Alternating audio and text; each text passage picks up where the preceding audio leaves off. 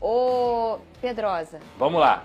Então, assim, o primeiro tempo do Vasco, nos primeiros 10 minutos, até foi um tempo decente. Eu acho que o Vasco tem essa característica de iniciar muito bem, foi assim durante o Campeonato Brasileiro. O problema é que o início é muito bom e depois disso é terrível. Porque o Vasco, novamente, depois desses 10 minutos, teve uma atuação muito abaixo do esperado. É um time que tem pouca intensidade, que tem um mental muito fraco para você continuar jogando. O Coritiba é um time extremamente limitado, não à toa é o lanterna da competição. Conseguiu achar um gol no final ali em mais uma desatenção do Vasco da Gama em sua defesa, dessa vez na figura do Robson. O Vasco volta para o segundo tempo com mudanças. O Barbieri coloca o Galarza e coloca o Figueiredo. Até melhora um pouquinho. Mas eu atrelo muito essa melhora também, porque o Vasco teve a bola e o Coritiba falou isso aqui, ó. Ó, pra mim tá bom, eu tô com 1 a 0, e esse tá é de o boa. problema pro Vasco, isso é um problema né? enorme pro Vasco, enorme. Assim, eu acho que se você tem um Galarza, que é um jogador que nunca jogou mais de um mês de bola dentro do Vasco da Gama, como sua primeira substituição, pra você mudar uma partida, a gente tem 2 problemas aí. 1, esse elenco é muito deficiente, e 2, o treinador não montou uma estratégia pra poder conseguir vencer a partida.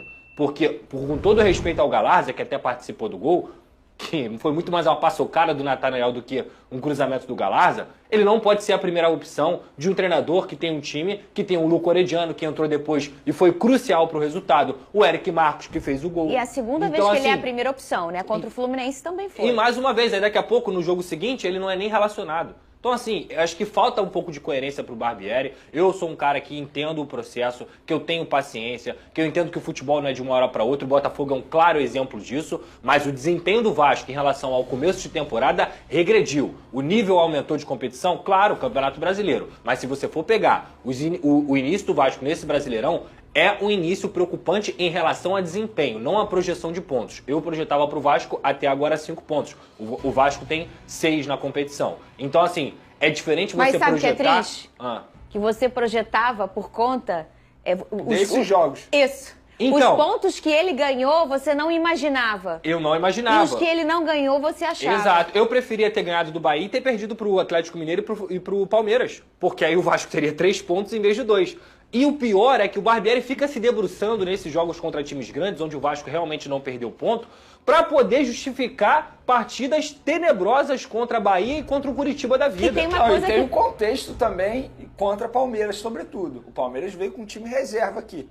Ainda tem isso. Mas é o Palmeiras. Não, sim, mas você tem que analisar todo o contexto. O Atlético Mineiro também estava muito bem. Eu acho que o time que projeta... Gente, eu tô com vocês. Não, eu entendi, eu não sou contra vocês, mas não. Você não acha eu acho que o Barbieri ele não pode usar esse argumento para justificar não pode. os resultados. Toda a coletiva ele fala a mesma coisa. Eu nunca vi isso.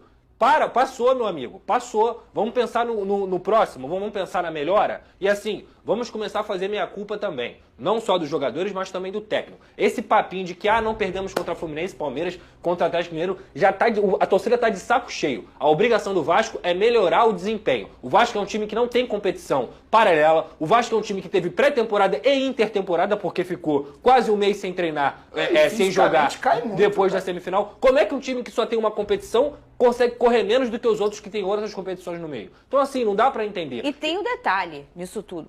Termina aí, que você ia terminar com porque eu só ia falar o seguinte, eu entendo todo o processo, cara, mas eu também entendo a revolta do torcedor com o desempenho do Vasco. É um desempenho muito ruim que vem acontecendo ao longo dessas rodadas, e não adianta ficar falando, meu Deus, por exemplo, ele usou o argumento na partida contra o Fluminense de que o Fluminense usou o chuveirinho. Ontem o Vasco cruzou mais de 30 bolas na área, porque é a única jogada que o Vasco consegue fazer.